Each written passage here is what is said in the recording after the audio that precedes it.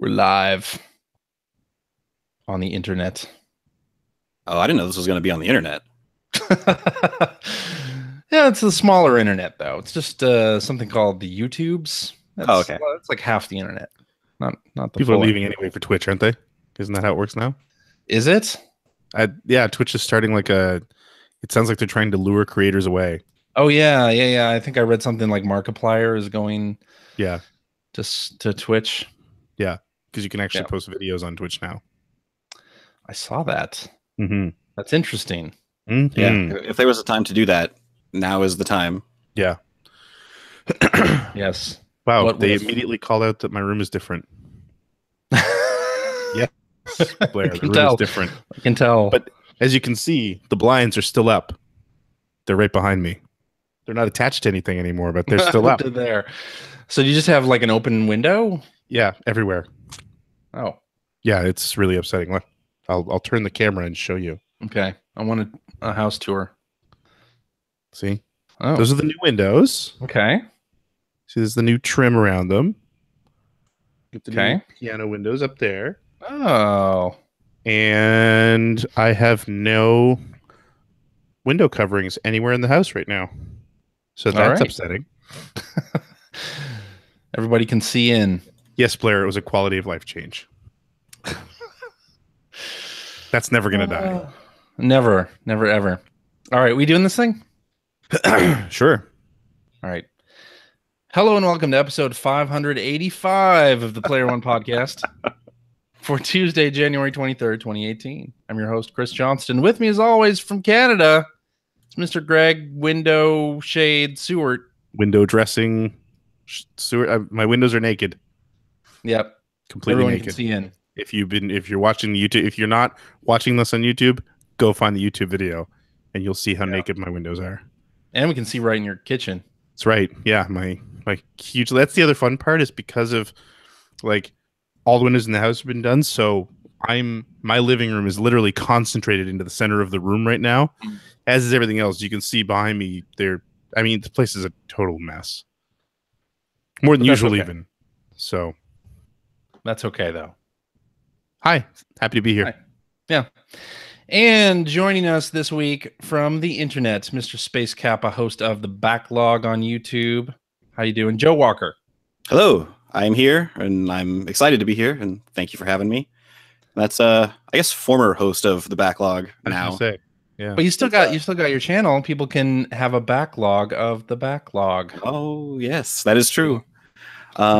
Yeah, since I was on the show last, I guess I fit in a little bit more now because now I'm a dad. Yes, congratulations. Thank Congrats. you. Have a beautiful little girl. She turns 1 in like a week and a half, which is nuts.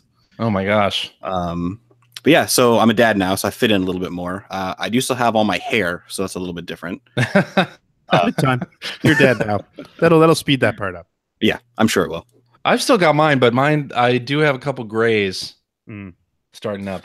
That's the fun part. I'm getting the grays, in the places I still have hair. Yeah. I was pointing to my mustache, all the places. And the nose hair, Oh, yeah. Yeah, that's what I meant. It's the other thing I do now that I didn't used to have to do. Uh-huh. Just saying. We got some snow down here in Atlanta. I don't know if you heard. Whole state shut down? Seriously, it did. We got snow Tuesday night, and the schools have been closed for the last 3 days. Like Wednesday, Thursday, Friday, no school. So my daughter, who's in kindergarten now, didn't go. And I didn't drive into work until Friday, in part because they just don't know how to handle the roads here, and they just left the snow on there, and it never got above freezing, so it kept refreezing. Right, anything that would melt kept refreezing at night, and that's just it. I mean, I remember when I first moved to North Carolina, the first week I was there was snow, and it was a dusting of snow. It was like nothing. Mm-hmm. And I remember my new boss at the time calling me that morning and saying, "So obviously we're not opening the office today." I was like, "Okay, really? Like this is nothing." But yeah, sure. But I mean, you got to think like those southern states. It's not even not knowing what to do with it. They're not equipped to deal with it. Why would they don't have the trucks? They don't have the salt. Yeah, why would you spend hundreds of thousands of dollars on equipment and and gear to take care of something like that when it happens once in a blue moon. Exactly. I would But, you love know, all to the be money- doing this work for snow, but it's New England. Everybody's always super prepared for snow, so it's like, nope, you suckers are going to work. Oh yeah, yeah, exactly. Yeah. So Mhm. but all the money you guys are saving on the government shutdown, you'd be able to afford snowplows. Exactly. Yeah. That's no problem. We'll need to call Pornhub in here again with their plows. No, Did you guys hear about that? no. Yeah, I think it was Boston actually. Like it was last year. Like Pornhub sent a bunch of branded plows around to like help clear streets and driveways and stuff. Because they were like, well, if the city's not going to plow you, we will, or something like that. Oh, I love it. Gives a whole new meaning to the term Mr. Plow. Wow. Exactly. That's amazing.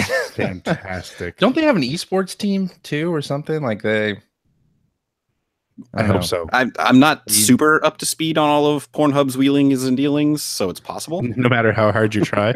Yeah.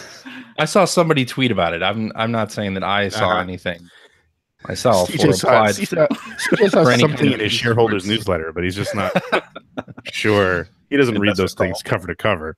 Well, did you see they put out a graph? I saw somebody tweet this. They put out a graph of the missile warning thing that went out in Hawaii. Yeah, I saw this. Right? And they had like everything fell off a cliff. And then like the hour after everything was okay, it's like double the porn usage went through the roof. Through the roof. Hilarious. Oh, absolutely hilarious. You know what else is going to go through the roof? Cardboard usage. Oh, it's not bad. It's not bad. That's because it wasn't good, but it wasn't bad. Well, I try. It's because Nintendo introduced a new line of products this week. It was heavily rumored that they were going to do something this week, and they did. They had a new thing for kids and kids at heart. It's called Nintendo Lavo, and it is a like a cardboard make your own fun kind of thing, where they give you some tools and tell you what to build, and then you play little mini games with it. And when this video hit the internet, I was into it. I was way into it. I watched the video, thought this is my daughter's not talking gonna about love Pornhub this. anymore, right? Not talking about Pornhub anymore. All right. To be clear, no. Talking about Labo, not anyway. So yeah, Nintendo cardboard system, and I ended up pre-ordering the variety pack when they went up online. So I'm set to go for April 20th. What do you think of Lavo? I think it's actually really funny. I saw Michael Pachter had tweeted a thing, and he was a couple years ago. He said that Nintendo fans would buy a cardboard box with Nintendo written on it, and he's like, "This is the first time I've been right." That's pretty awesome. Yes, and that was the second time he was right. I have to admit I was taken aback. Mm-hmm. Suddenly, it's like, what's this? This is all right. It's a cardboard box. I think it looks great. I watched it right from the start, like watching that video. The first thing I thought of was my kids are going to go absolutely nuts for this. Yeah. And as a parent, I'm excited about it too, because I have a young daughter who isn't into games. She likes to play them once in a while, but she's a little bit young for them in general, at least the games that I have.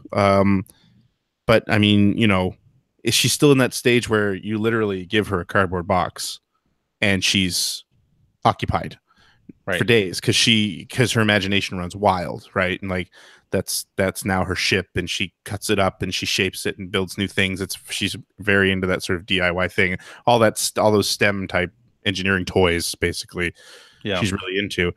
And vice versa. I'd love to see my older two kids get into stuff like that, and I think this is going to be.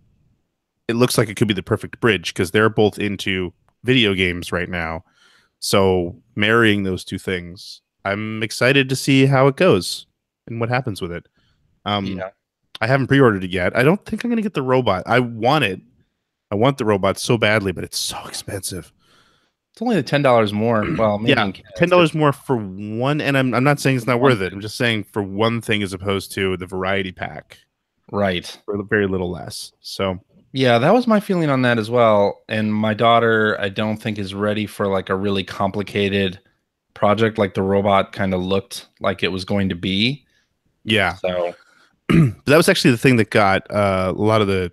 I was talking to a couple of the programmers I work with at work, and who are also parents, and that was the thing that got them excited as well. It's like because when they, I think in the video they were really smart to sort of open it up and see sort of the inner workings of it, especially the robot. And there's like all the pulley systems and everything happening. yeah, like, oh, that's really interesting. And I think that working through that with my kids it'd be fascinating to watch them, and I think they'd learn a lot from it. So yeah, I did hear another podcast was saying that the robot looked like you needed, more than 2 Joy-Cons, but I don't think that's the case. I don't know, because it the pulleys system that has going there, even on your feet, it's just relaying things back to that backpack, and the IR camera in the right Joy-Con is reading the tape or whatever, the reflective tape off of that. So I don't think you need more than 2 Joy-Cons to do the robot.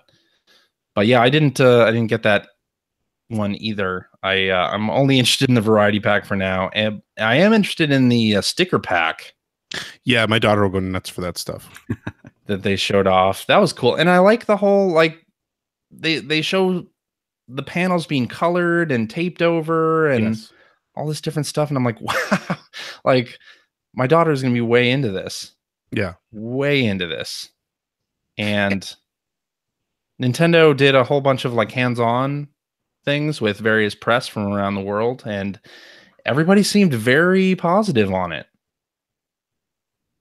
I think it's super, super cool. I watched the trailer. I'm like, this is perfect. This is like Wii era Nintendo again. This is like, all right, we're doing good. We can get weird again. And I don't have any room for Labo in my life or in my house. My house is constantly in shambles now, and my daughter's way too young. I would love to play it, but it's not really for me right now. But I think it's just such a cool idea, and it's going to be great for kids, like you were saying, like, teaching them engineering and everything. I think they were saying like that piano takes like 2 hours to build. Like that's how intricate it is. Yeah, exactly. That's what I mean. It doesn't look like sort of cheap cardboard shells that you just get to decorate and whatever. Like they look like interesting projects. Yeah, and like each step along the way, it tells you like why you're doing each step and how it's going to work. It's not like it just gives you like instructions like Legos. Right. I really like that aspect of it. And there's a bit in the video where they show like a cardboard cutout of a figure, like of a person with a Joy-Con on them, and I think that somebody said you can basically like do your own projects with it in a limited way. Oh, really? So that's even better. That's really interesting. What do you think of the cost? I mean, it seems a little high, but there's obviously software involved here too. Yeah. So I'm assuming you're not just buying the cardboard. I don't know. I mean, when you hear that like the variety pack, how many different things are in the variety pack? There's like 5 different projects. 5 of them, and you're saying that piano. People are saying it takes an hour or like up to 2 hours to build. That's not a bad value for the money, I don't think. I was a little shocked by the prices at first too, until I really sat back and thought about it, and you realize like, oh yeah, there's a lot more to this than just cardboard pieces you're going to be cutting and folding. Yeah, I don't know. Have you bought similar things like STEM kits for your kids before there, Greg? Not outside of the more traditional stuff that the buildings like Lego, and mechanics or whatever they're called. Like we've done that. Those aren't cheap. No, I mean absolutely not. So, and the Goldie Blocks stuff, I don't know if you've gotten any of those. We have a couple of those projects.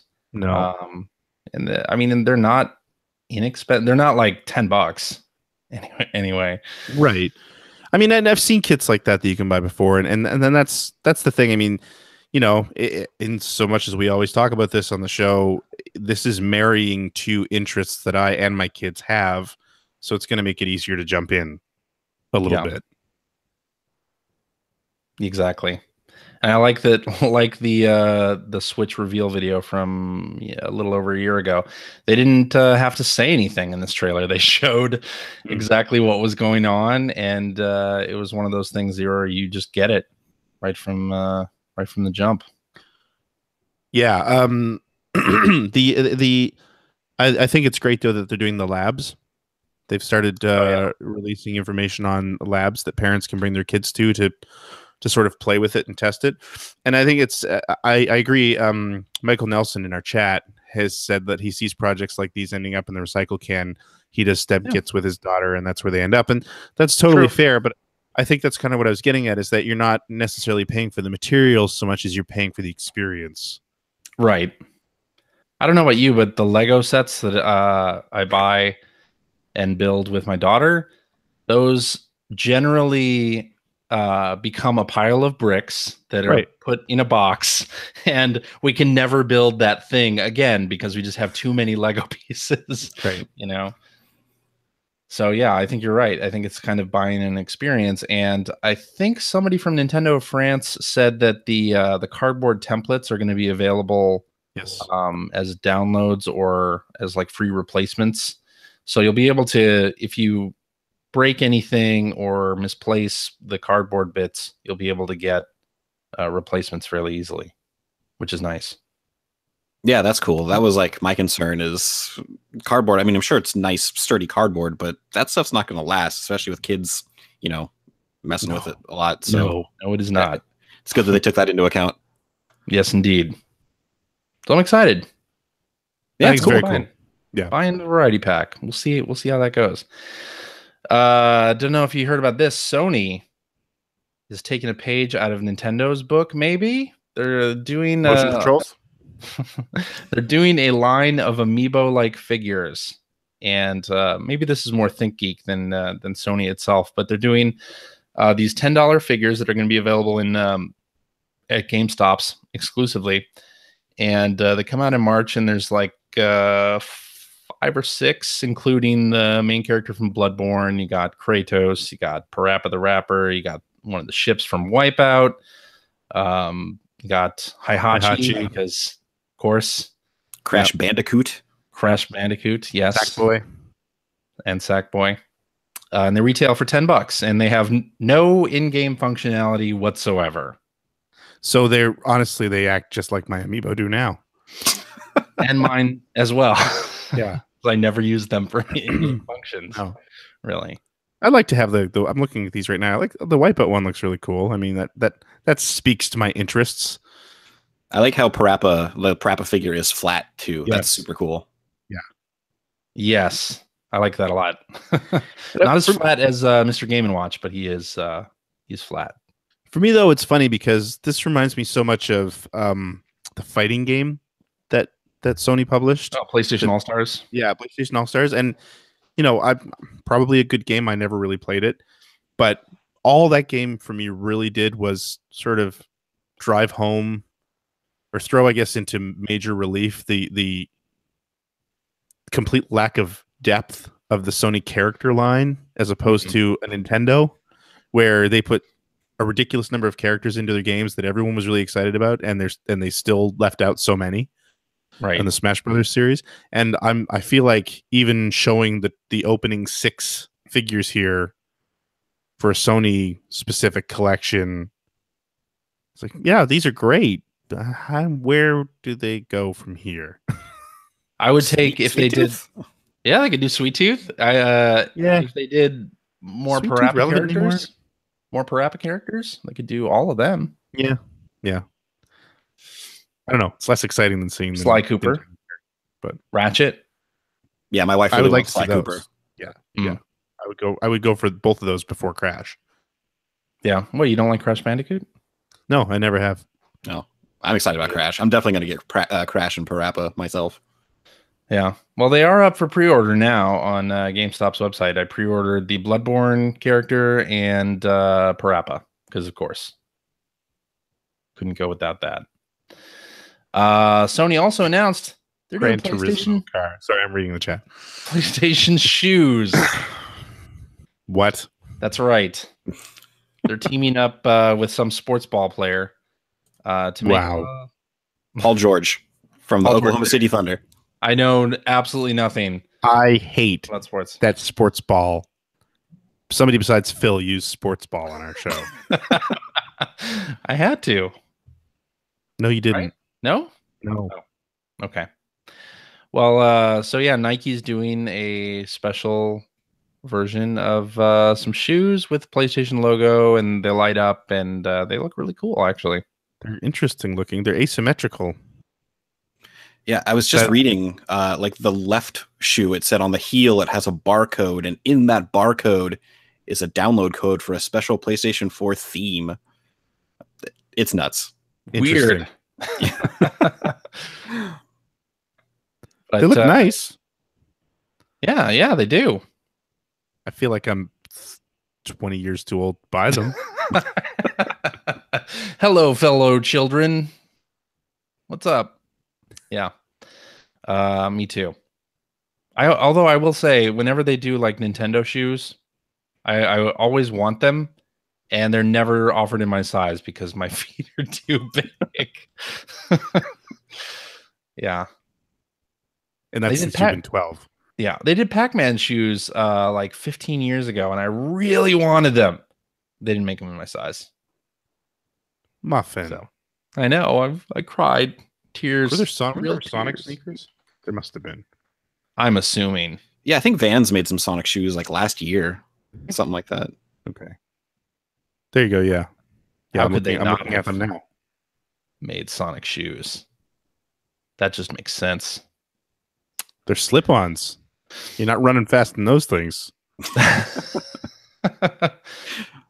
I'm not running fast in any shoes, so yeah, me neither. That's true. Me neither. We're all getting old. Yeah. That's my problem. Indeed. Speaking of Sega, Sonic, that light bulb image, we found out what it is. 2-point hospital. 2-point hospital.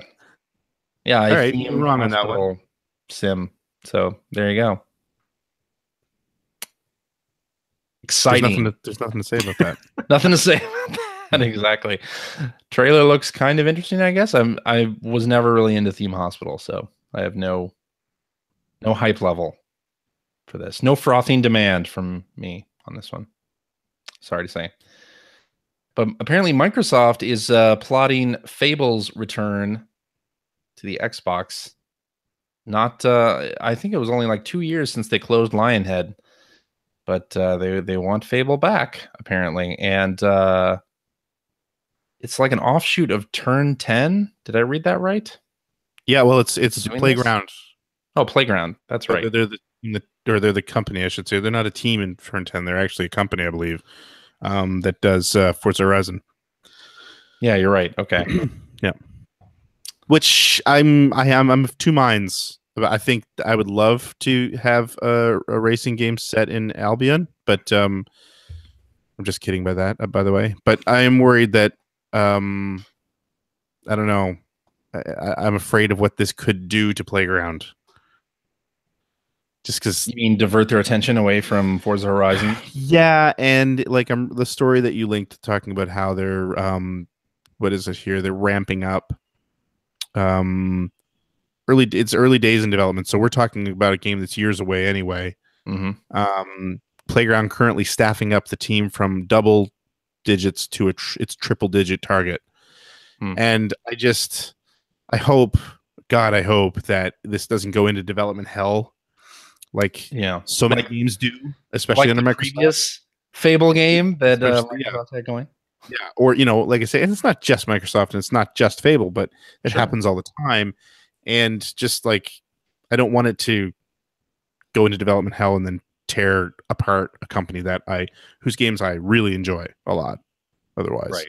Because it happens so often. Yeah, somebody just mentioned Blair Farrell. I think it was just mentioned like when Tiburon did Superman. I don't even remember that. Exactly. I mean, the movie was terrible anyway. The game wasn't great, but it was done by it's the Madden company. They make Madden games, and they were making NASCAR games, and it's like, why are you doing an open world superhero game? That doesn't make any sense. Yeah, but it is what it is. So who knows? Hopefully, I'd play another Fable game. I like them, but I do worry about this. Okay. Well, there are a lot of people playing Fortnite.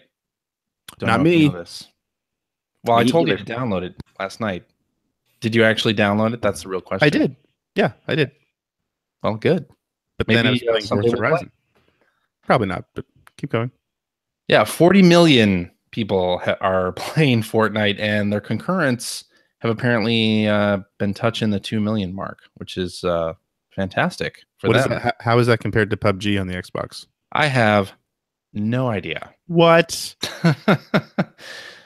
I think PUBG, well, on the Xbox anyway, they said they did what, 3 million? I don't know what their concurrents are on Xbox, but on PC, I'm pretty sure PUBG is still the king. Mm-hmm.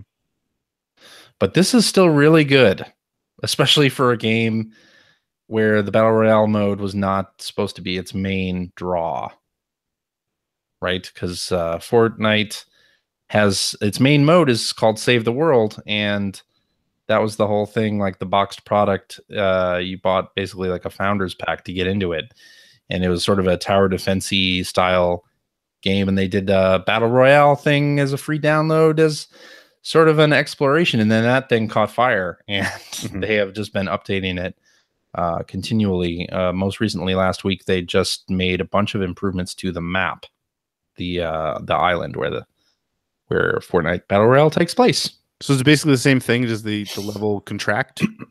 Yes. Idea? Okay. You have to play it. It looks, I mean, just from watching the trailer, it looks so much more polished than PUBG. I think you would like it. Yeah. Because it's more cartoony, for sure. Mm-hmm. I find it's got less of a focus on being a real army dude, taking cover and doing headshots from long distances and things like that. Like it's much more of an actiony shooter. The island itself is much smaller. Thank God. Than the one in PUBG. So it doesn't feel like you're running for 15 minutes to get within the circle. Running for 15 minutes to get shot in the head. That's right. Yeah, and there are a lot more weapons to find along the way. It's just a more casual game, let's say. We should play it sometime. We should, and you can still do all the building and tower defense-y stuff that is in the regular version of Stop Fortnite. ruining it. You had me to the point where I said I wanted to play. But you don't have to do that stuff. Okay. You don't have to. But yeah, we should totally play. It's fun. I do wonder though, with the success of like the free-to-play mode, how much that's going to take away from the actual game mode that they're charging people for, if less and less people are going to be going into that, and if it's going to hurt that product that they're actually trying to sell. I think that's exactly what will happen. I think that has already happened. Like the number of updates that they're making to the Battle Royale mode are, steady and numerous, and the ones that they're making to Save the World is slowed down a lot. And in fact, Epic has been moving people off of their other free-to-play game, Paragon, their MOBA, and moving them onto Fortnite. So I think we know how this is going to go. Battle Royale is going to become what Fortnite is. Which is, been the risk of going the more service games route from the start, right? Sure. Problem with that is that as soon as you have a revenue downturn or you have a product that's doing better, it only makes good business sense to go where the money is. Yeah. And it's a real shame. And you don't, anybody who's actually poured money into those games that get shut down or slow down, buyer beware. Well, that's true. I don't think it's not like they're going to shut down the servers for Paragon or not for a week other, or two at least. other mode in Fortnite. Yeah, who knows? Who knows? They did, and they still only have one map in. And it's not even if they don't just shut the service down, because that's pretty drastic. But in a game that requires a healthy community for a good experience, if that community is not there, which is nothing you can really control, then you're kind of screwed. That's true. I hope Fortnite comes to Switch soon. Really? Because that would be fun. Yeah. Why not? It's a Unreal Engine 4 game, and Unreal Engine works on the Switch. I need you to stop saying things like that. I went back I'm just filling in for Ethan. I know you are, and I need to say something about that because I went back and re-listened to somebody say something very similar on our show a couple weeks ago. And I don't know if it was you or Ethan. I know it was either you or Ethan. You need to stop saying that because the engine doesn't. The engine isn't the only thing that dictates whether it's going to run. I make Unity games on. I make Unity games that run on iPad 2. Sure. Doesn't mean anything I make on the Switch is going to run on the iPad 2 just because it's the same engine. Well, you're right. You're right. Yeah. So stop it. That's all I'm saying. But I mean, this is Epic themselves, man. If anyone can make this happen, it's gotta be them, right? Really? I don't know. But I'd like to see it come. I want to see everything come to the Switch. I know you do. Everything. I don't care if it's old port. I'll take it. Red Dead Redemption? Sure. Portal? Sure. All the Fallouts? I feel like, you know that, do you remember A Few Good Men? Do you remember that movie? No, I've never seen that movie. No. Are you serious? Never seen it. Yes, you have. I've never seen it. I swear to God. Joe, have you seen A Few Good Men? No. What the hell? See? Internet high five, Joe. Wrong with you people. All right. So there's a scene in A Few Good Men. All right. We're going to go through this. This is going to make the joke really great. Yeah, it is. There's no joke here. But there is a point that I'm going to make. So there's a scene in A Few Good Men because the last half of A Few Good Men is a big court case. So riveting, right? You can't handle the truth. Yes, exactly. I know that part. At one point, the prosecutor is going to bring in every member of a company that serves in Guantanamo Bay to say there was this particular meeting. So they're literally going to bring out each service person to say, was there this meeting? Yes. Okay. And at one point, Tom Cruise gets up and says, we are willing to concede that everyone in this company is going to say this meeting happened.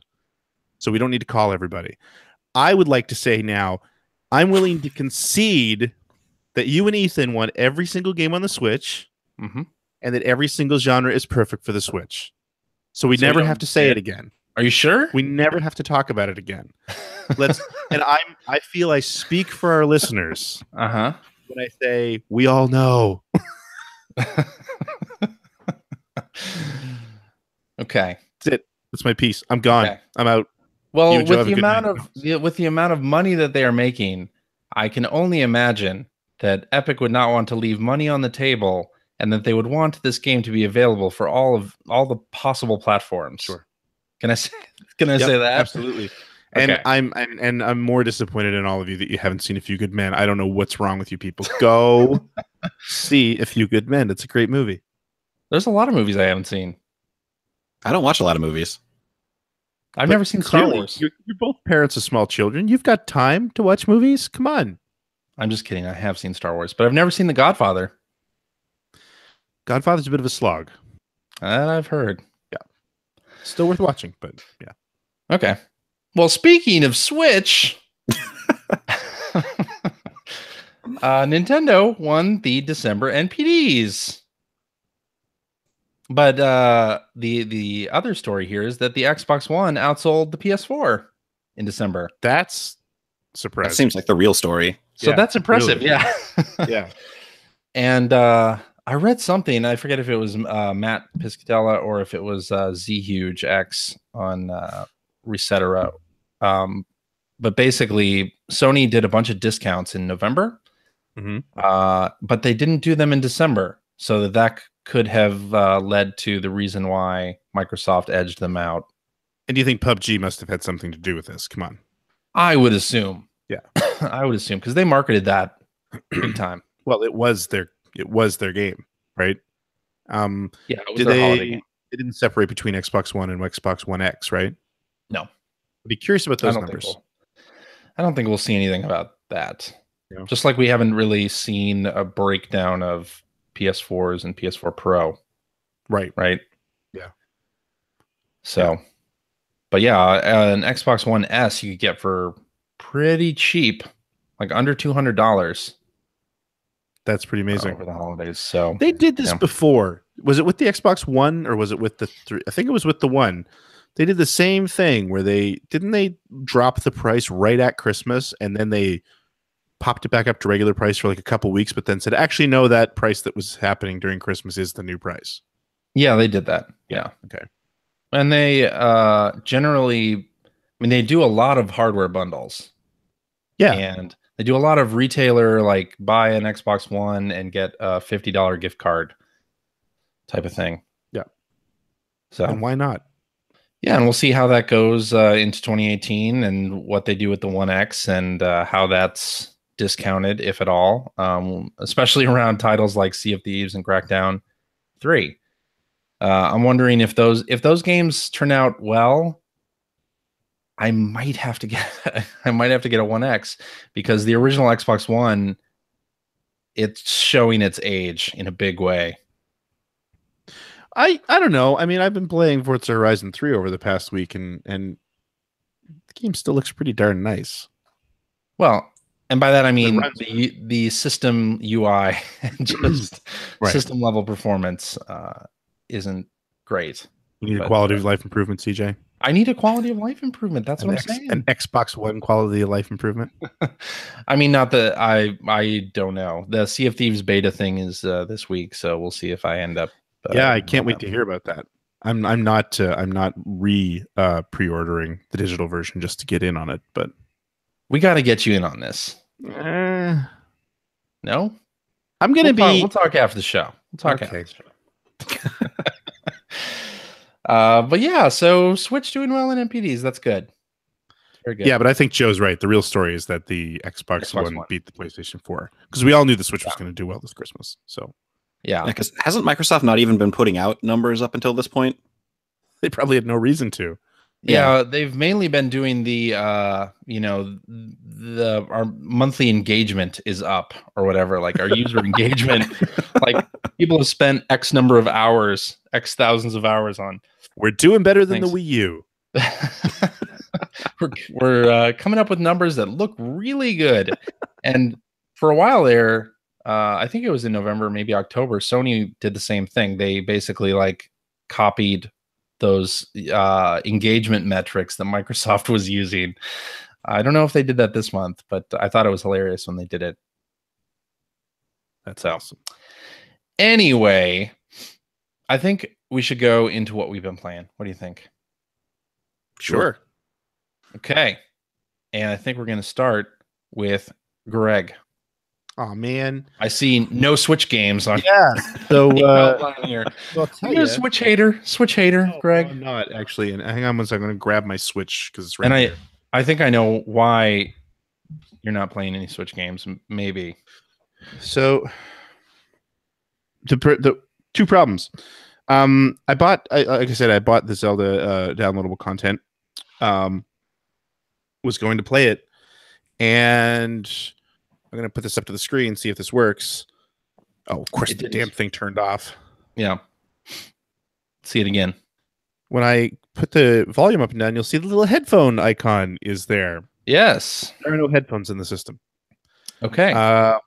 So right now, the audio is not working on this thing. It works great if you play with headphones, but if it's docked or even undocked and you want to run through speakers, you have no audio. And every now and then, if I let this thing sit still, it will... the icon will change to a speaker on its own without you touching it, and then it'll change back to headphones. So it's busted. I got my I called Nintendo and I got my instructions on what size coffin to buy and what shipping number to use. So my Switch can go on a month-long spa vacation to be rejuvenated, and I'll be sending that out this week. I hope my Switch must have heard the show last week. I hope that you're able to keep your saves. Yeah, and don't get me started, because I am furious about that, especially because the literally before this happened, the last thing I did on this thing was buy the Zelda DLC. Right, this season pass. Right, which I don't want to have to go back to a fresh save on that game. I want to be able to use my save. You don't want to have to restart Zelda. Yeah. You know, because I haven't experienced... I literally went out and found like 2 items, and that's it. That's as much as I've experienced.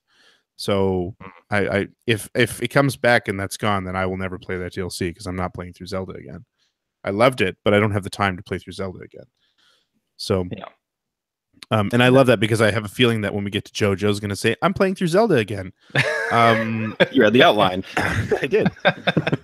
So, but yeah, so and actually, the other thing that I noticed, which goes back to Nintendo Labo, is I saw some people saying how they worry a little bit about their kids using these the Joy-Cons and the system and having them, you know, sort of being thrown around a little bit, possibly. Yeah. And the other thing I noticed on this thing is someone's dropped this thing on me because I've got a crack in the shell on the back. Oh. So yeah, that's a thing that happened. That might be the reason why it's not working anymore. So curious to see if we have any sort of we have a problem situations when Labo does come out. You know what I'm saying? Like people throwing their Wiimotes, inadvertently hurting the things, basically. Yeah. So yeah. Anyway, that was what I was not playing this week. What I did end up doing is, because that was kind of my plan, was to go back and clean that up. Excuse me. I'm also sort of trying to clean up some other stuff that I wanted to play at the end of last year and didn't get around to. So what I have been playing is Forza Horizon 3 Blizzard Mountain, which I thought I'd played a significant amount of, but wow, I'm shocked at how much is still there that I haven't played. Because I really wanted to clean that up so I could buy the Hot Wheels pack and enjoy that before I move on to something else. And I've been playing Blizzard Mountain for like 3 nights now, and still don't feel like I'm quite. I think I'm getting near the end now, but it's taken a while. I'd forgotten how much I enjoy that game. I'm playing a lot of Forza 7 right now. Forza 7 is great, but the Horizon games are definitely where my heart lies in this series now. Did you hear the rumor? Well, didn't somebody say the rumor is that Japan Horizon 4 is going to be Japan, which I am all for that. All for that. We could have Kevin Larrabee on. We could talk about Tokyo Drift every week. Our podcast would go from the Switchcast to the Driftcast. And I would be all right with that. Yeah. So so that's really all I've been playing. And just Forza. Yeah, pretty much. Okay. All right. And doing renovations. Oh, yeah. All right, Joe. It's not on the outline, but I did see someone in chat asking if I had played the Dragon Ball FighterZ or FighterZ. I like to say Fighters beta, and I did. I played it for a short bit before my daughter fell and hurt her head and started crying, and I had managed that. But I did play a few rounds, and it's actually really, really cool. You see like the screenshots and the videos, and you think that's a great looking game, and then when you're actually playing it, it's kind of mind blowing how much it still looks like the anime. Because I know with like the Guilty Gear games that they've done recently, where it kind of looks like 2D animation until the camera's like switches and you like, oh, those are 3D models. So it looks amazing. I'm really stoked about that. It's the best looking Dragon Ball game there's ever been. And I like how it plays too. I only got to play a few rounds, but it's really simple to manage. Kind of like how in the Persona 4 Arena games, there is auto combo if you kind of hit the one button over and over again if you're a beginner.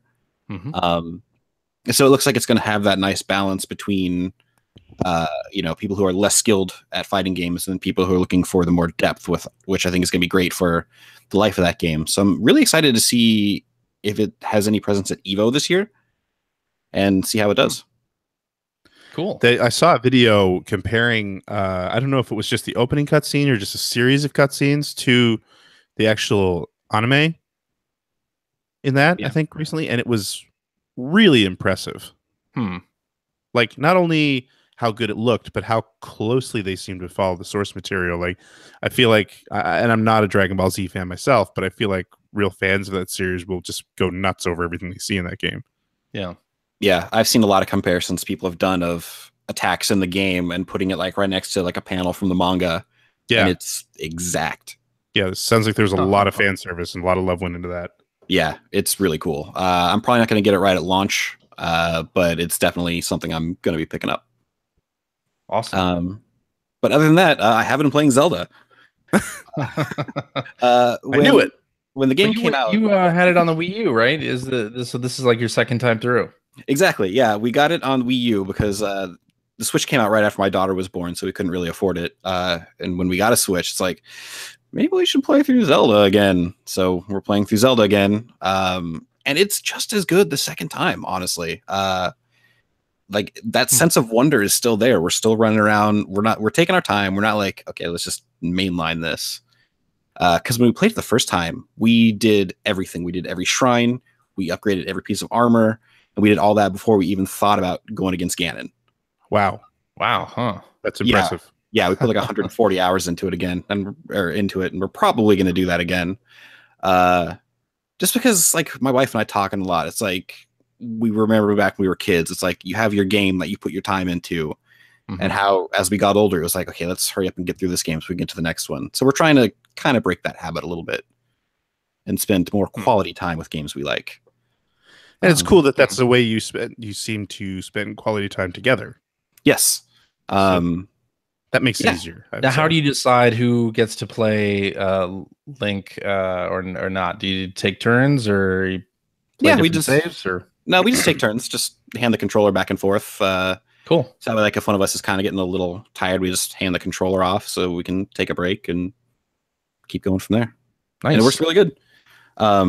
That's the thing I'm worried about though with Breath of the Wild. Like, I loved the game the first time through, and I'm like, I am worried that I'm not going to enjoy it as much like on a replay. Like, because when the DLC came out, I loaded it back up and was kind of a little bit lost. Like, I felt rusty on the mechanics. And I thought maybe I should like start a new save or something, and at least get my feet wet with the beginning of the game again. And but I don't know. It seems like this is a game that would be harder than most to go back to from the beginning. Yeah, it's something that we'll probably put aside a little bit if something else comes out that we're interested in and we're still working our way through. But it's something that we kind of like having there to keep going through. Like, we haven't even done the DLC again yet, so we're having fun. Cool. I also recently got Splatoon 2, which has been talked about at length. But I had wanted it, but I'm like, I don't know if this game is going to be able to fit into my life, because I only have a few hours at night to play games, and usually that's time I like to play games with my wife. Yeah. But for Christmas, she got me the Splatoon manga and the World of Nintendo Inkling figure. I'm like, you know what? I really want to play Splatoon. So I went and picked it up, and I'm having just as much fun with it as I had with Splatoon 1. I really like all the new maps. It's more Splatoon, which is great. I love it. I'm glad to be playing it. Exactly. And there's no simultaneous 2-player though, right? No, that's something that I'll play and then she'll play later. Yeah, that would put me over the edge personally, because if I could get it, I kind of want it, but I don't like that it's single player only on the one device. I would rather at least be able to play, even if it's split screen, obviously, like, 2-player with one of my kids, or let my kids play together. Well, I mean, they want it, but the split screen version that they had on the Wii U, it was just a balloon game. It wasn't like the full. It didn't matter. The fact that we could play it together was all that mattered. Yeah. Like, that's all they cared about. So yeah, I think you're right. Yeah. They should. I mean, they should add that balloon mode back to Splatoon 2. That'd be nice. Yeah, it'd be a good concession, I think. Yeah. Are you playing a lot of Turf War there? Did you do any of the Splatfest stuff, Joe? Yeah, I did my first Splatfest. I was team comedy, so it was really cool that we won. All right.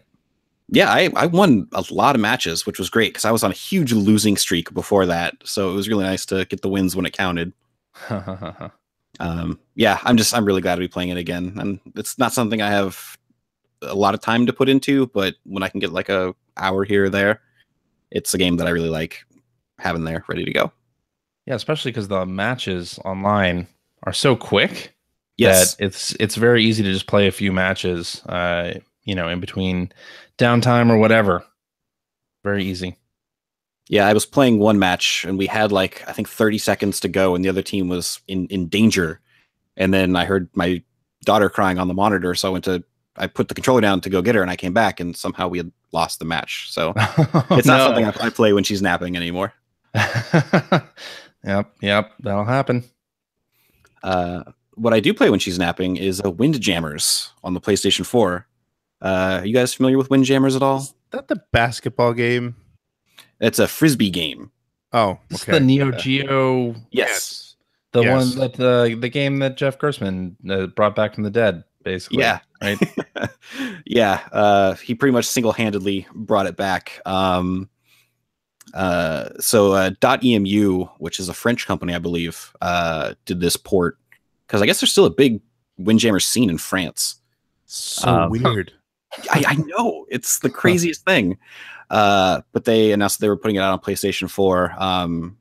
With like cool new menus with like updated art for all the characters and everything. But yeah, the game, it's kind of like a really souped up version of Pong. It's kind of a top down view of a court. And you're like tossing the frisbee back and forth, trying to score goals behind your opponent.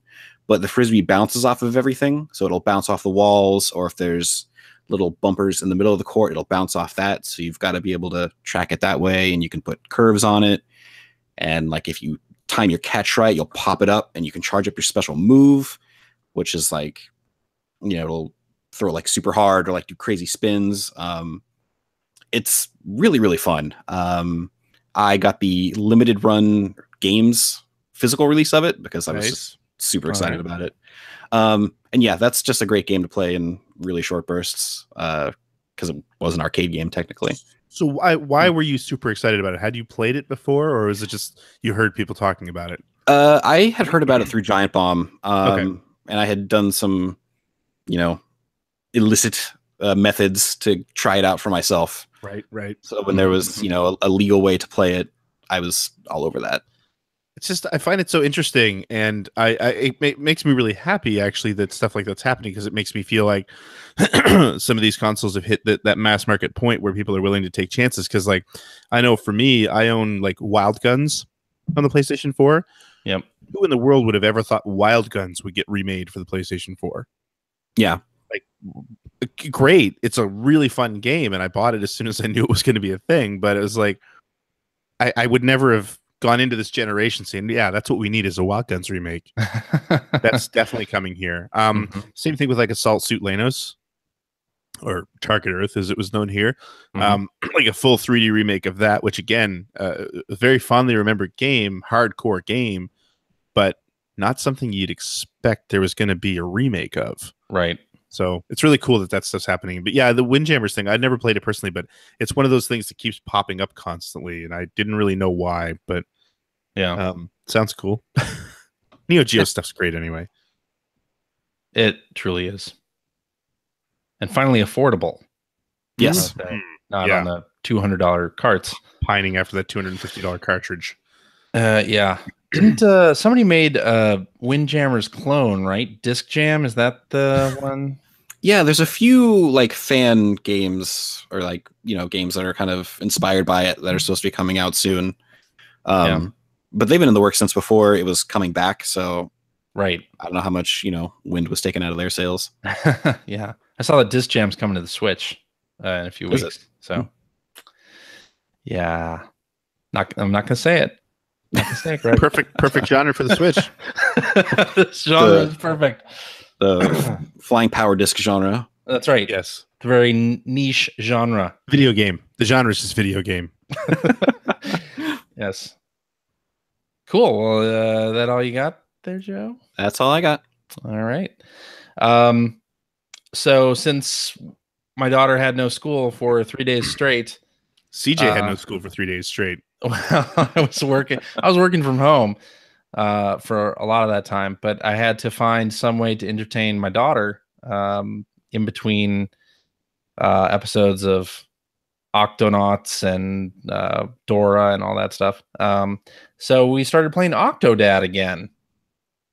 And I had introduced her to this game, and she played it and she really liked it, but then I don't know what happened, but she suddenly was very scared of Octodad. And didn't want to play it. And then for some reason, maybe it was because she was watching Octonauts on Netflix. Seems to me like, yeah, where we're going here, but maybe she decided she wanted to play it again. So we picked it up on the PS4. And if you don't know what Octodad is, it's sort of like a QWOP-like game where you are controlling an octopus that is masquerading as a human, and you have to move around and try to maintain your composure and act like a human the entire time. And the controls are very awkward because you control each limb with the analog stick. It's brilliant. You have to do legs one by one, and your arm is another thing. So it's a brilliant game. Was an indie game that they've brought to pretty much every console now. And so yeah, we played through Octodad, and basically I would take the controller if she ran into anything that was too hard for her. But as soon as she saw me do the levels, now I can give her the controller and she can do them herself. That's awesome. That's good. Which is great. That's a great feeling. Yeah. So I've ended up buying it again on the Switch because it's on the Switch. So she has it on her Switch now. We don't have to come up to my office to play Octodad. We can play it downstairs. So my that's good. office. Yeah. That's right. But that game's really fun. I'm surprised they haven't done another one. Actually. Yeah, me too, actually. Because it came out a couple years ago now. And it's been consistently sort of like a hot release for quite a while. You know what I mean? Like, yeah, it's got good press that just sort of lasts. Yeah, and it's a really fun game. It's really well written and just really funny as well. Mm-hmm. And I really appreciate how well the interface is structured. So like when it tells you what to do next, it has a picture of the thing that you're looking for, which, my daughter is just learning to read. And it's nice to have that like illustrated clue next to whatever you're finding. So anyway, I also played Gorogoa, which is this is the game that Phil was playing last week, wasn't it? Oh, right. Gorgonzola. Exactly. Gorgonzola. Yes. Yeah. And I am right there with him. It's very hard to describe what you do in this game. Hard to say. You move panels around and you go into the illustrations and also zoom out of them and move things around, and tells the story of a boy and a giant monster. So it's Papo and Yo. No, not quite. Okay. It's more like Gamera. Gonorrhea. What? But no, it's a cool little game. I wonder how far into it. I've heard it's a short game, but I'm kind of wondering how short it is and whether I'm towards the end of it or not. But I'll play some more and we'll see. If Phil was on, I'd be able to ask him, but he's not here. Phil's the perfect person to ask about short things. Yeah, you're right. And he loves it. He loves being asked about short things. He loves it. How the weather is down there, et cetera, et cetera. Mm-hmm. Yeah. And it means more coming from you because, you're legitimately tall, where I'm like maybe half an inch taller than Phil. That's right. Yeah, CJ, and I've been playing a little bit. Surprised how tall you were. I'm a giant. I'm literally giant. Yeah. No, I'm only 6'3". It's not freakishly tall. Was it somebody at Scoopfest said that they thought Phil was gonna be a lot shorter? I know, that's great. A lot taller than I expected. You're taller than I expected. Like you and Phil are almost the same height. Almost the same height. It cracks me up. But I've also been playing something on mobile, Hero Academy. You remember that game? Yeah. It's a pretty good video game on mobile. They came out with a sequel, Hero Academy 2, that just launched last week on Android and iOS mobile devices, and it's pretty cool. It's more Hero Academy, which I'm all for. Neato. Yeah. If you don't know, it's like a side-on sort of tactical RPG where the board is fairly constrained. It's only one screen, and the point is to basically whittle down your opponent's energy gem that they've got in the middle of their board. But it's really fun. And there are a lot more characters and a lot more things to do in this one. So the last one was really heavy on the asynchronous multiplayer. And this one has a sort of single player campaign-ish thing. that I'm working through right now. So, hey, it's free on mobile, so check it out. What say we do some tweets? Who's gonna sing? I can't. Tweet a deet. Tweet. There we Perfect. go. That's better than That was great. That's exactly. Wouldn't even have guessed that Phil was gone after hearing that. I've listened to the show once or twice. Perfect. Let's do this one from a hacker alias PX Sausage, who says, "How pleasantly surprised would you be if Sony announced a remaster of Mr. Mosquito with full VR support?" The last time I put on the PlayStation VR was to play Gran Turismo Sport VR, and that was the first time I felt physically ill playing a VR game. I don't want to think about playing a VR game right now. I think Mr. Mosquito in VR would be hard to take. You think? Yeah. I think it would be. It's been a long time since you've played that game. I think I played it recently. Yeah. Yeah. There's a lot of really quick camera spinning and changing your perspective and yeah. But couldn't they do it like Super Lucky's Tale or something? Which I saw by the way is like $14 right now. Oh, for Xbox? Yeah. Yeah. Well, the VR version, like you're zoomed out, right? Mm-hmm. So they could do it where you're not actually like POV of the mosquito. That would be an interesting way to do things. Yeah, they could do that. I'd love to see I'd love to see more games that do something like that in general, like go the whole 3DS or even Virtual Boy route, where you're not really playing a full into the screen 3D thing so much as it's like a marionette style multi-layer background. Right.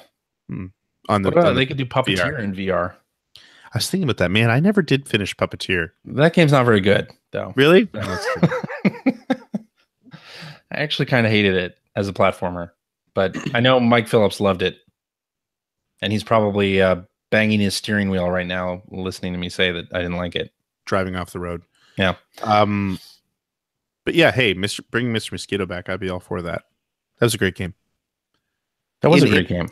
In gameplay wise, not the best. Yeah. But the story, oh my god, like so hilarious. Yeah. Well, in February we get that Moss game for PSVR, and that's also you're not POV of the mouse in that. Right. So for people who've not played Mr. Mosquito, me. Okay, so really, you never. Okay, Joe, you probably love it. Actually, you probably would.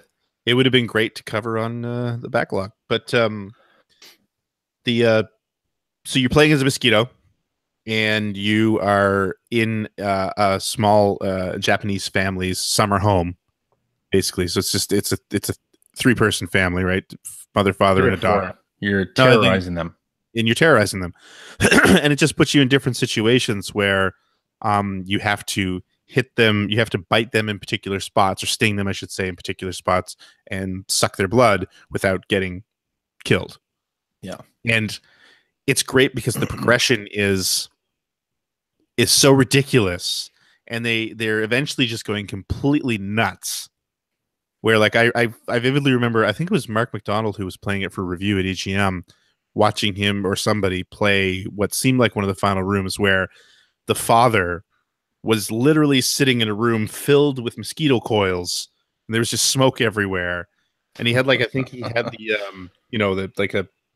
the paper with something written on it hanging off his forehead, and he was just, it was insane and so cool, such a cool idea. But it was rough to play. You had to want it to play it. You know what I mean? Like the controls weren't great, but yeah, a lot of fun. It's totally worth checking out. Even checking out, honestly, just a long play on YouTube would be worth it. I think you'd find it really funny. Yeah, I'm into it. That sounds great. You know what other game needs to come back is no one can stop Mr. Domino. Do you remember Mr. Domino? I never played that game. PS1. I heard it. Never played it. Oh, it's so good. So good. Anyway, let's do this one from Hacker Alias Finkelbottom, who says, "Have any go-to games while sick?"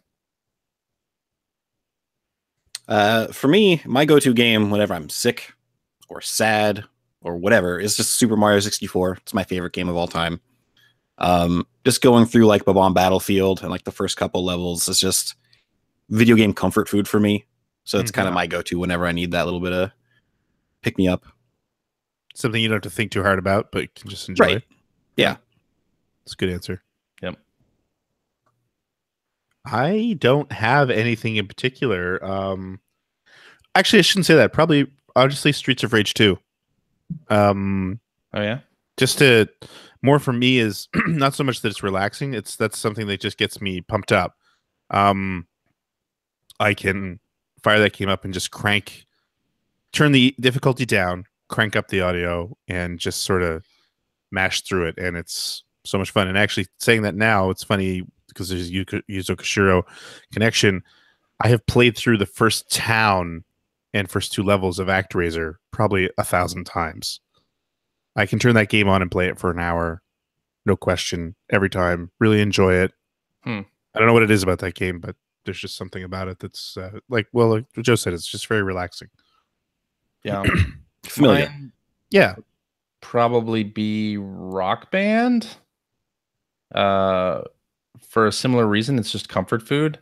Like it doesn't really change much, but it's just one of those things I will occasionally boot up and have an hour or 2 worth of fun on. Because I have like I don't know how many hundred. You got to make that money. Songs. Make that money back to justify those purchases somehow, right? And all the plastic instruments that I have too. But when you're feeling sick, you want to stand there and play the guitar and everything. I don't stand though. I sit down and play. Yeah. Worst concert ever. I'm a seated guitarist. Seated. Yeah. No one's gonna get excited over Pour Some Sugar on Me. Just sitting up there. Why not? Why not? I don't think they would get excited over that if I was standing up, but also sick. So, it really wouldn't matter. Pour some. Exactly. Good night, Cleveland. There will be no encores. Good night, Springdon. There will be no encores. This is one of the best openings ever.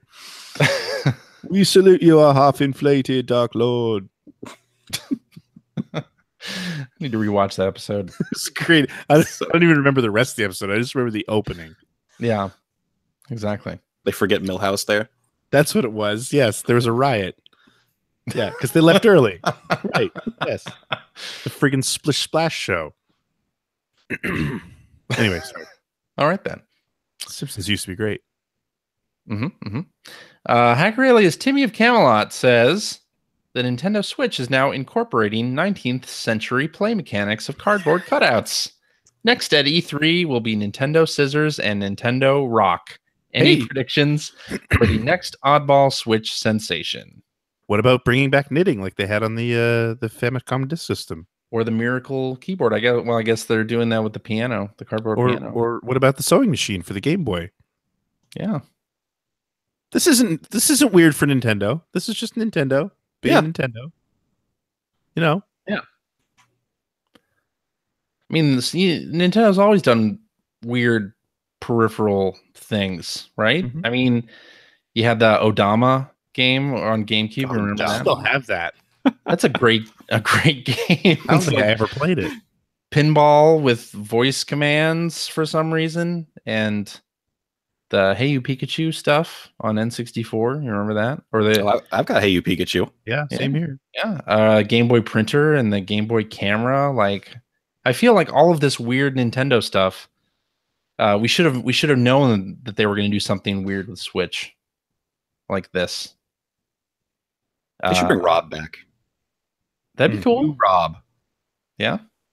I honestly thought before the announcement that it was going to be some kind of like board game thing, kind of similar to Drop Mix, where you have the Nintendo Switch screen and a board with either like NFC stuff on it or something else. So you could basically buy like multiple different kinds of games to play on it, and you would have like you could do like Catan or whatever, where everything's on the screen without pieces. You could do like board game stuff with it. That was not to be. You can But always I keep could see dreaming, that. I CJ. could see that being the next oddball switch thing that happens. Keep dreaming. What else? What else do you think they could do? What are your predictions? I feel like trying to predict Nintendo is just a fool's errand. Like, who would have thought, hey, cardboard? You know? Yeah. Yeah. I don't know. It's just this is when Nintendo is at their best. I think is just when they're doing these weird things that no one sees coming. Yeah, and then you watch the video and you're like, I never would have thought of that, and this looks cool. Yeah. It's kind of the same thing with the Switch reveal itself. You know, had no idea what a hybrid console would look like in practice until we saw that video. So you saw Sega Nomad? Until I saw Sega Nomad. Yeah, until I played Remote Play on the PS3 and had a fantastic experience. 22 years ago. Exactly. Yeah, but they should bring back Wii Sports. I would be so down for that. I still love Wii Sports. Still, that's something I just did not get. I know that. Game. Yeah. It's great. I'm telling you, it's great. All right. Hacker alias Phoenix Ember says, anyone considering buying extra Lavo kits to resell unfolded kits to today's kids in 15 years' time when they have disposable income? God, I hate this is where we're at. I'm not buying any extra kits. No. I'm buying just the one, and that's it. But I'll tell you, speaking of that, one thing I did decide today, I am going to be purging a lot of my game collection. Oh, yeah? It's time to do it. Yeah. There's no way even if I live beyond regular life expectancy that I will ever play everything I have. Now, what's the criteria here for what you keep and what you sell off? Well, I mean, a big chunk of my collection came from working first as a freelancer, doing gaming age, then working as a freelancer, then working at Ziff Davis, and then doing freelance work after that. A lot of just free games showing up that I never got rid of. Yeah. So there's a big sort of PlayStation 2, Xbox, and GameCube collection there that there's some keepers, but there's a lot of, I hung on to it because, boy, this would be interesting to try someday. And I've never done it. So there's that. And then like my NES collection, kind of the same thing. There's some stuff I'd want to keep for sort of sentimental reasons, like the Mega Man games and say like Blades of Steel and stuff like that. But otherwise, there's, I'd say a good 2/3 of it I could just I could do without. So yeah, that's what I'm going to be taking on the next few weeks, I think, because wow, I have a bunch of games just sort of sitting around doing nothing, and there's no way I'm getting any of them. So yeah. I have some of the same stuff that you have. Like I have Toy Soldiers for the PS1. Why do I have that? Right. Are you ever going to play that? No. Or Small Soldiers or whatever. Yeah. Whatever it is. No, I'm not going to play that. Yeah. I have a bunch of Connect games because I actually used to write for a Connect review site. So I've got things like Victorious Time to Shine and Country Dance All-Stars. Yikes. But like, I kind of like having them there as like a conversation thing. Like, why do you have these weird games? Like, yeah, I mean, there's definitely stuff that I'm going to hang on. Like I'm looking at right now, I'm starting to look at my Turbo graphics collection. The other thing is that I have a Turbo Duo. It's broken. I don't want to spend the money to fix it. I grabbed a RetroPie. I can emulate anything I want to play on that system at this point. Why am I hanging on to it? But it's not pure, man. I don't care. So, but I might hang on to something, say like I have Macross 2036, I think it was called on the PC Engine. I might hang on to that just because I'm a huge Macross fan. Like there's a reason to have that from a collector standpoint. Whereas honestly, pretty much the rest of my collection is I don't need any of it. I picked the games up cheap because I thought they looked cool. I've never really played them, and I'm going to get rid of them. Yeah. Not a bad idea. I love that we're talking about this as you're both sitting in front of shelves full of... Do not look at the things behind me. Pay no attention to the man behind the curtain. I'm kind of waiting to see what my daughter's interest in games is going to be as she gets older. If she That's has fair. interest in looking back at some of this old weird stuff we have. Right. Because I bought a lot of stuff looking for games for the backlog. Like this game looks super weird and it's $4. Yeah. Yeah. And that's fair. And you know, like I'll be hanging on to my Sega CD collection and my Saturn collection and my Genesis collection because that's kind of my thing. But you know, I don't need a big 3DO collection anymore. No, why not? Maybe Wing Commander and Jurassic Park. Isn't the Jurassic Park 3DO game supposed to be really, really bad? It's terrible. Okay. Yeah, I remember the Sega CD game was like the better one. Oh God, there's no comparison. Jurassic, if I remember correctly, Jurassic Park on the 3DO is more of an interactive experience in the game. Yeah, I think I had that because they offered it for free with the hardware purchase. Probably. Yeah. When I bought my 3DO, I got Jurassic Park. I got like all the Total Eclipse games. And what else did I get? I got like a ton of games because they were basically like 2 free game promotions that they were running during the holidays intersected. There was like a 1 week period where with the UPC off your 3DO, you could get a bunch of free games. That must have been near the end of the lifespan, was it? It was close to, well, probably was like 94 or 5. Christmas 94, maybe? Yeah, okay. Yeah. Right before the Saturn. When we knew the Saturn and PlayStation were coming out. That was pretty much the beginning of the end for the 3DO. Yeah. But I love that. I still love that Batman the Animated Series clip that's on that demo. Yeah, Blair Farrell just mentioned that in the chat as well. And that was definitely a selling point on that system because it just looks so good. Yeah. I was working at Babbage's at the time when the 3DO first came out, and we opened one up, and we're running the demo disc in the back on a little TV, and I was amazed by that Batman clip. It's like, holy crap, it's a video game, and it looks like TV. But it wasn't a video game. That's right. It's literally a clip of the animated series. It looks like a cartoon. It was like the ending of Super Mario Brothers 2 before this looked like a cartoon on your on your television, and now we've come so far, man. Now it's a real Batman the Animated Series. It was the future. Yeah. Didn't even run the whole show. It was like a 10-minute clip. Yeah, it was a demo disc. Yeah, they could have put the whole episode on there. Why do they got to cheese out like that? That's what I'm saying. Hacker alias Z Miller 1902 says, man, how excited are you guys about this Game Boy Pocket thing that was at CES? I can't wait to get one. What he's referring to is Hyperkin is making a thing they were calling the Ultra Game Boy, which I'm sure they're still getting sued over that. I'm sure they're going to get sued over. And it looks like a Game Boy Pocket, except it doesn't have the little like gray window that was around the Game Boy screen. But otherwise, it looks like a Nintendo Game Boy. You can plug actual carts into this, and it's got a backlit screen. It kind of looks like the Game Boy Light that never came out in the US. It's like sort of like one of those old LCD watches. We had the night mode that you could turn on, and it was like glowing blue. Yeah, and it's like an aluminum body too, isn't it? Yes. It's very strange. So is this the thing where it's been 20 years since this thing was released now, so they can just go ahead and... I doubt it. You don't think? Yeah?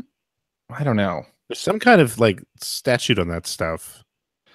Maybe, but this thing looks an awful lot like a Game Boy, and the fact that they were calling it the Game Boy at CES. Yeah, that I don't understand. Although I guess... on some of their literature, they call it the Ultra GB. So maybe that's better from a legal standpoint. I don't know.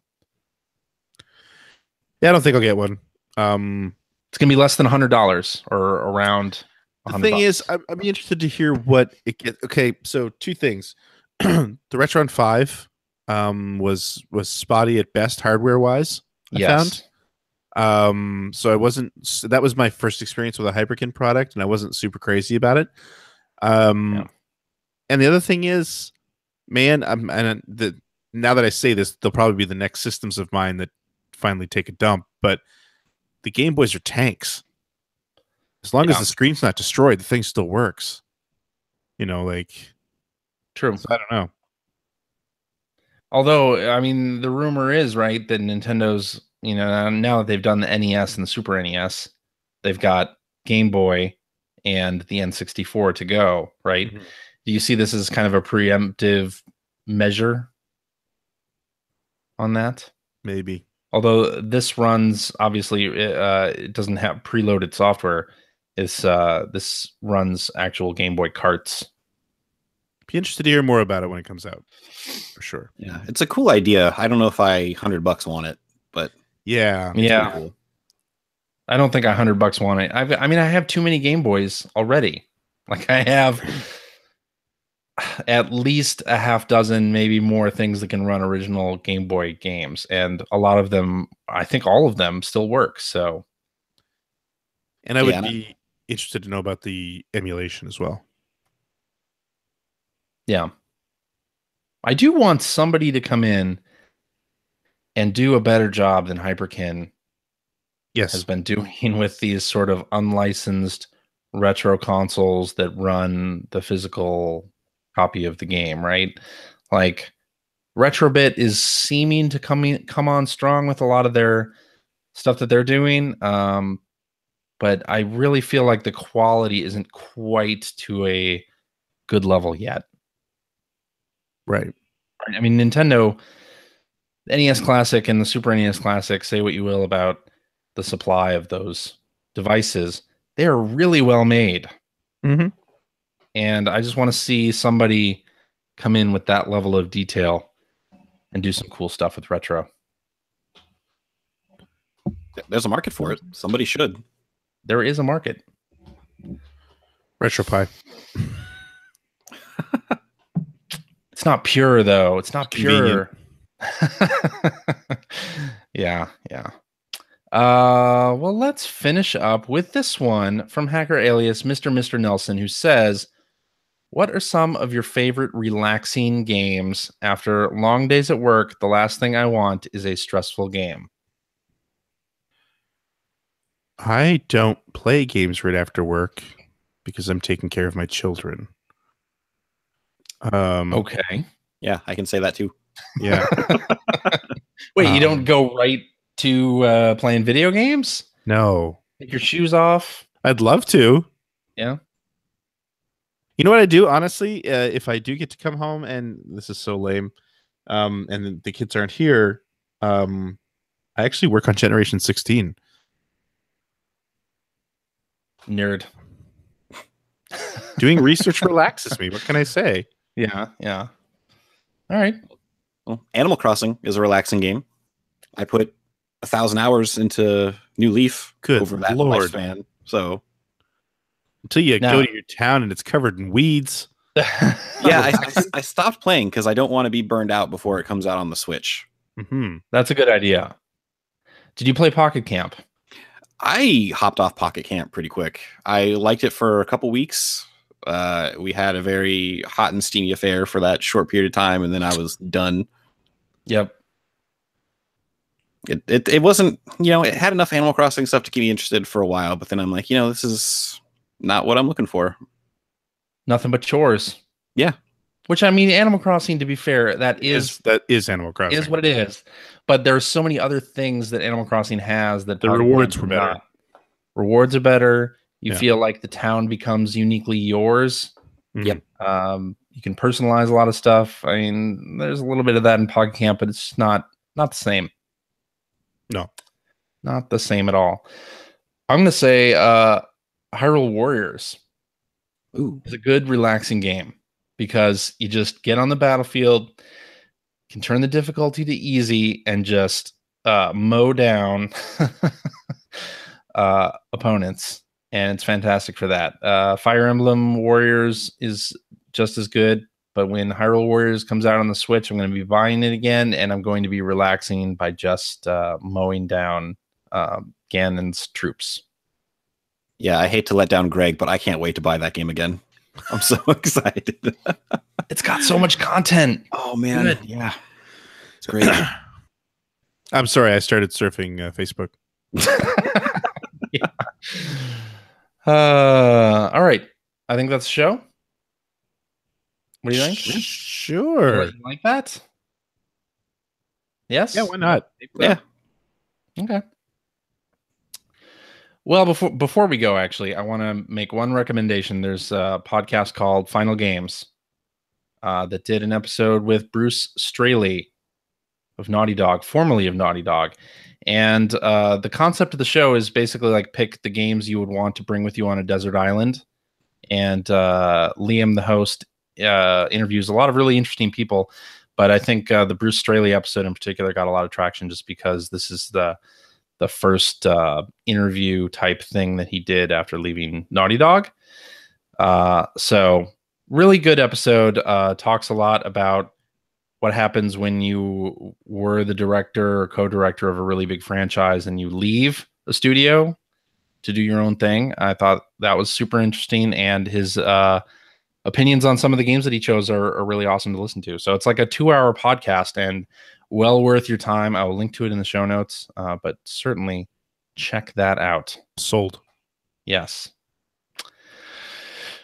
Alrighty, and that is our show for this week. Thank you very much for listening. If you have a question for us or would like to comment on something you heard, you can direct that to @P1Podcast on the Twitters, or you can go to our internet website at player1podcast.com. There you'll find our contact information. You'll find blog entries about Sega CD stuff from Mr. Greg Seward. The next one should be coming out this week.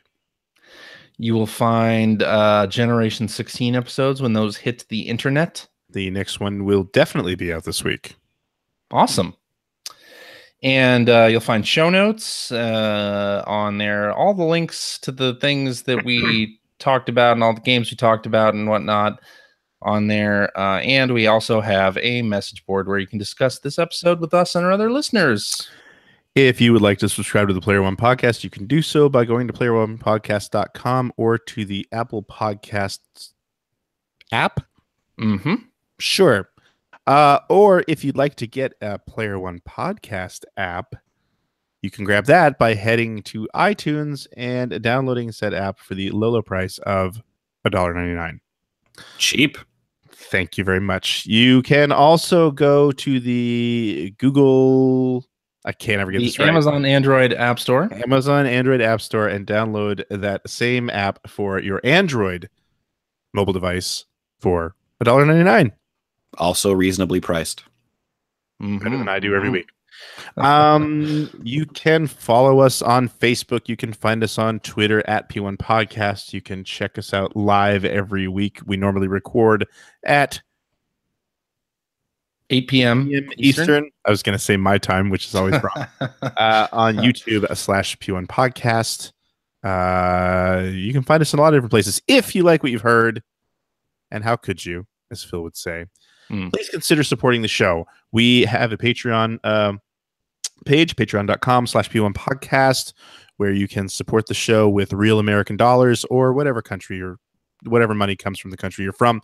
The show is free, will always be free, but of course it's not free for us to run. We need to pay for web hosting. We need to pay to keep CJ buying a bunch of PlayStation 1 games he'll never play. We need money to do cool stuff once in a while, like go to Vegas and do a live show. Yeah, exactly. And I need money to honestly get these blinds put back up in the windows. That's right. But I want to throw out there. Know, I was just about to say that, CJ. Go throw out there that we just added a couple different tiers and a couple different rewards over at Patreon. One of which includes the after show that we are now doing for patrons.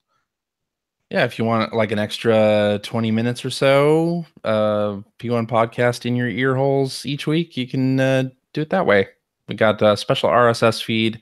You just added. It's basically like adding another podcast feed into your podcast client of choice. And then you get like an extra 20, 30 minutes. And CJ and I are talking about other cool stuff we can do for our loyal patrons. Indeed. I think that's it. I think I covered everything that Phil normally covers. Basically, yes. All right. Hey, Joe. Hey, Greg. Thank you so much for joining us tonight. Oh, thank you guys for having me. I had a great time. I'm a big fan of the show, so it's always a pleasure to talk to you guys. And it was nice to actually chat to you in person because I don't think we've ever done that before. I don't think so either. Can you let the people know where they can find you on the internet? Yeah, you can find me on Twitter at Space Kappa, and you can find my old episodes of all the YouTube stuff I did at youtube.com/Space Kappa. Thank you very much. And CJ, Yeah. thank you as always for hosting. Well, thank you, Greg, I think that's it. for everything that you do. Thanks, man. And thanks, Joe, for coming on. This is great. Yeah, thank you. And no thanks to Phil or Ethan for not showing up. No thanks to those guys. And we'll see everybody next week. Let's do Even it. me? All Well, right. I'll listen next week. All right. Later, dudes. Bye. Bye. Bye.